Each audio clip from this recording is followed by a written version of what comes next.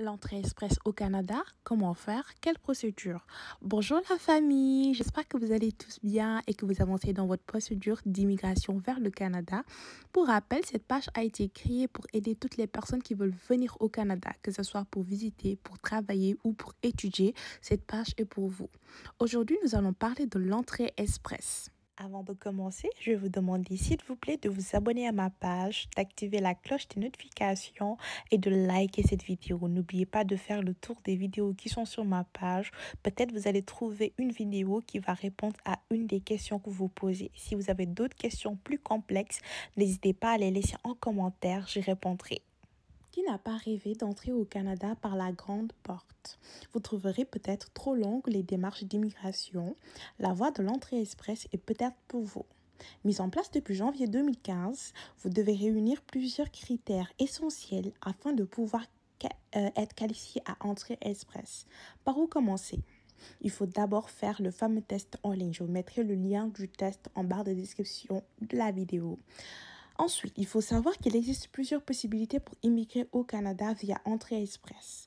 Nous avons 3 programmes pour l'entrée express. Le premier programme, c'est le programme des travailleurs qualifiés fédéral, où vous n'êtes pas relié à une province canadienne en particulier. Ensuite, vous avez le programme des travailleurs de métiers spécialisés fédéral pour ceux qui ont des métiers en demande au Canada. Et enfin, vous avez la catégorie de l'expérience canadienne pour ceux qui ont travaillé au minimum 12 mois légal au Canada lors des 3 dernières années. Mis à part ces 3 programmes, il y a aussi les volets des provinces canadiennes que vous ne devriez pas mettre de côté. Je vous conseille d'aller voir les sites concernés. Certains recherchent des francophones, comme l'Ontario qui a un volet francophone. Pour le volet ontarien de travailleurs qualifiés francophones, il faut avoir une expérience de travail d'au moins 1 an. Être détenteur d'un baccalauréat, c'est-à-dire premier cycle universitaire au Canada comme niveau de scolarité, avoir des fonds nécessaires ou les revenus pour vous installer, avoir l'intention de rester en Ontario, avoir les compétences minimales en français et en anglais, sans oublier qu'il faut être admissible au programme des travailleurs qualifiés fédéral ou à la catégorie de l'expérience canadienne. Attention, il y a une chose importante que vous devez savoir. La province de Québec ne fait pas partie de l'entrée express. Donc, si vous voulez immigrer au Québec, vous ne devez pas passer par l'entrée express. L'entrée express vous permettra d'avoir votre résidence permanente dans toutes les autres provinces, sauf la province du Québec, qui ont leur propre système pour avoir leur résidence permanente. J'ai choisi de vous parler du programme des travailleurs qualifiés fédéral. Donc, je vais vous donner les 6 critères pour le volet des travailleurs qualifiés fédéral. Premier critère, vos compétences en français ou en anglais, les 2 langues officielles du pays. Vous pouvez obtenir jusqu'à 28 points pour votre connaissance en français et en anglais. Vous recevrez des points si vous pouvez écouter, parler, lire et écrire. Deuxième point, vos études, un certificat, un diplôme ou un grade d'études secondaires ou postsecondaires canadien, ou bien un titre de compétences étranger, ou bien un rapport d'évaluation des diplômes d'études EDE, produit par un organisme approuvé par CIC, vous permettra d'avoir également des points. Troisième critère, votre expérience de travail. Au moins 1 année, c'est-à-dire 1560 heures en tout, 30 heures par semaine à temps plein continu ou l'équivalent à temps partiel, rémunéré. Donc, le travail en bénévole, les stages non payés, etc. ne comptent pas. Donc, l'expérience doit être acquise dans un seul emploi et acquise au cours des 10 dernières années avant d'entamer la procédure de l'entrée express. Et ensuite, l'emploi doit être de compétence 0, A ou B de la version 2011 de la classification nationale des professions CNP. Je mettrai le lien du site des CNP en barre de description de cette vidéo. 4e critère, votre âge. Vous avez le maximum de points entre 18 et 35 ans.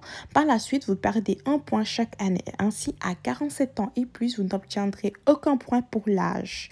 5e critère, si vous détenez une offre d'emploi valide d'un employeur canadien, vous obtenez le maximum de points si vous avez une offre d'emploi valide d'une durée minimale d'1 an et non saisonnier par un employeur canadien ou encore une offre d'emploi qui demande une compétence très recherchée au Canada.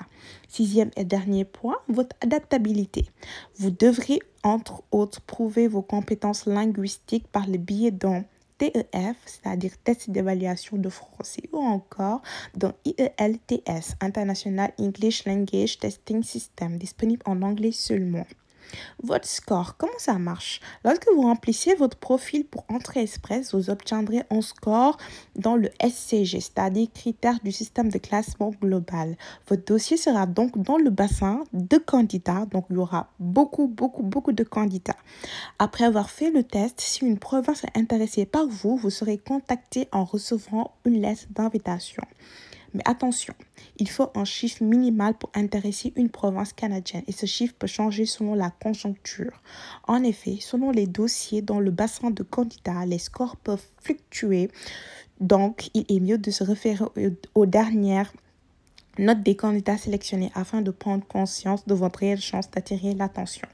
Par exemple, si vous avez obtenu une note de 441, mais le score minimum sélectionné et pris en compte était de 447, vous ne serez malheureusement pas retenu cette fois-ci. Par contre, si en autre jour, le score minimum demandé était de 300 et que vous avez 441, vous serez sélectionné. Donc, dites-vous que le score change continuellement, donc ne découragez pas.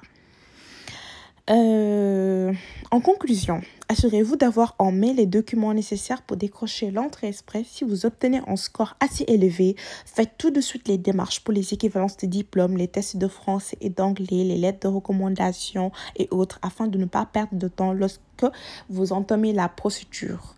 Mais attention, l'entrée express est pour des candidats qui ne visent pas le Québec. Le territoire québécois n'est pas inclus par cette voie. N'oubliez pas que l'entrée express vous permettra d'avoir votre résidence permanente au Canada, donc vous aurez la nationalité canadienne à l'issue de la résidence permanente. Quoi de mieux?